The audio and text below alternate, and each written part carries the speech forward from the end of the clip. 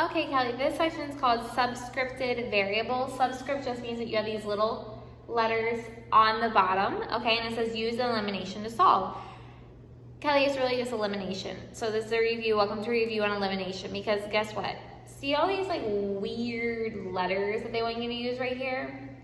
I don't write my problems like that. As soon as I see this in the book, I write my problems like this. I'll show you. I'm looking at this in the book, and I'll write 5n plus 10d equals 125, and n plus d equals 16. I just take this stuff out right there, okay? And I just put n, d, because I can't, there's like 50 bazillion letters over there. I can't see all that, so I don't understand what all that means.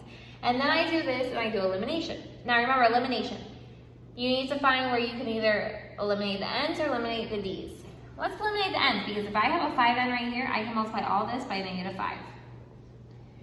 And then eliminate my n's. So here we go. Yeah, negative 5n minus 5d equals a negative 16 times 5 is going to give you a negative 80. Okay, that's gone.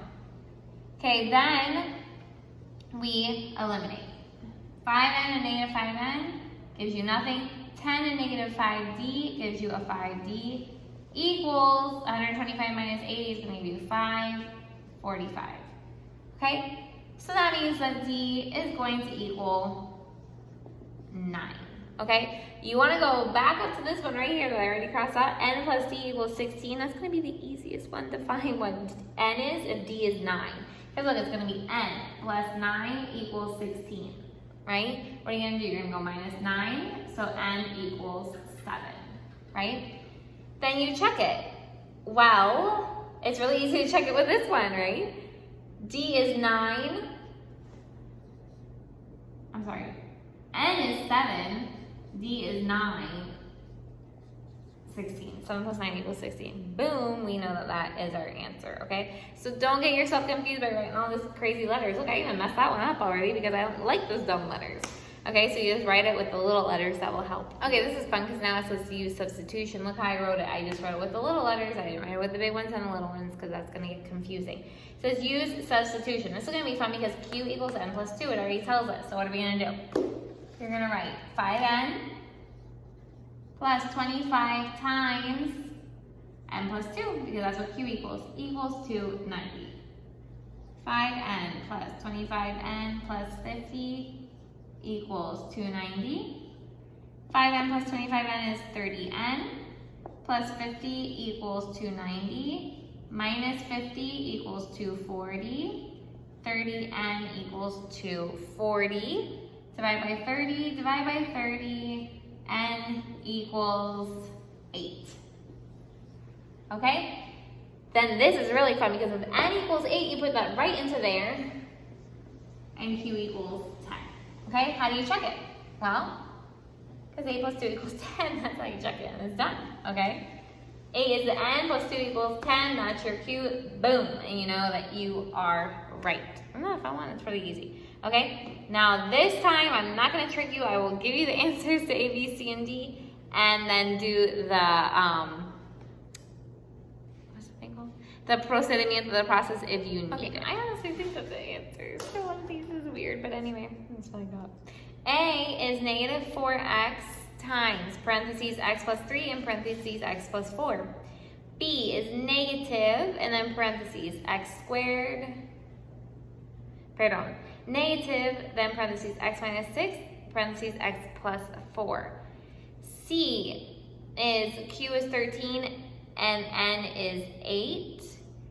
D is n is negative 6 and d is 18. Okay, so here, let's go with the explanations. A says negative 4 x cubed minus 28 x squared minus 48x. Take out your negative 4 and take out your x. So you're left with x squared plus 7x plus 12. Parentheses, parentheses.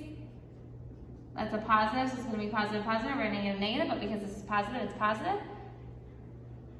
1 and 12, no. 2 and 6, no. 3 and 4, yes. 3 and 4, and that's your answer. Okay, because 3 times 4 is 12, 3 plus 4 is 7, and that's what you took out. Make sure you check it by multiplying, but I'm not going to. Always stop the video if you need me to go a little bit slower, because then you can look at what I did.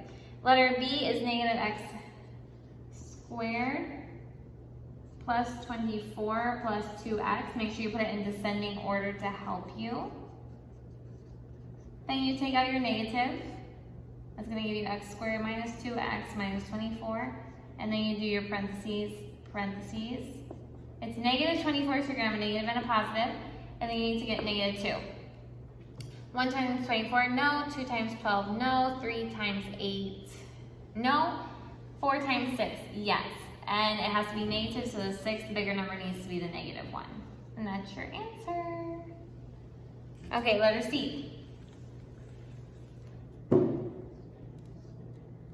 Says 6n plus 24q equals 360.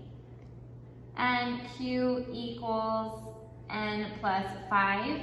You don't need to ask yourself, do I do elimination or substitution? If it already says q equals something, use substitution, okay, Kelly, because it's the easiest thing to do. So you're going to go 6n plus 24 times n plus 5 equals 360. 6n plus 24n plus 120 equals 360. 30n plus 120 equals 360. Minus 120 equals 0. 4, 2, 40, 30. N equals 240, then divide by 30. So n equals 8. If n equals 8, then you put it back up here, and q equals 13. And that's your answer. Okay, you can check it by substituting. N for the n, m for the q.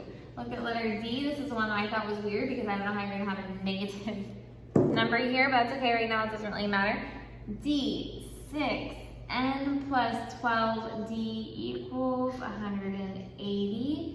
N plus d equals 12. This is going to be elimination because they both have the n and the d. Let's multiply by negative 6. That's what I'm going to do, so it's going to be a negative 72. Okay, eliminate that. 12 minus 6 is 60 equals 180 minus 72 is going to give you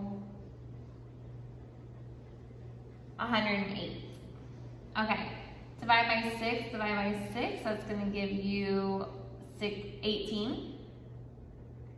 So D is 18. Go back up here where it was n plus d equals 12. Let's just put it over here. N plus d equals 12. D is 18. So it's going to be a negative 18. So n equals a negative 6. Okay, and then you can substitute in there to check your answer. That's it for this lesson. See you in the next one.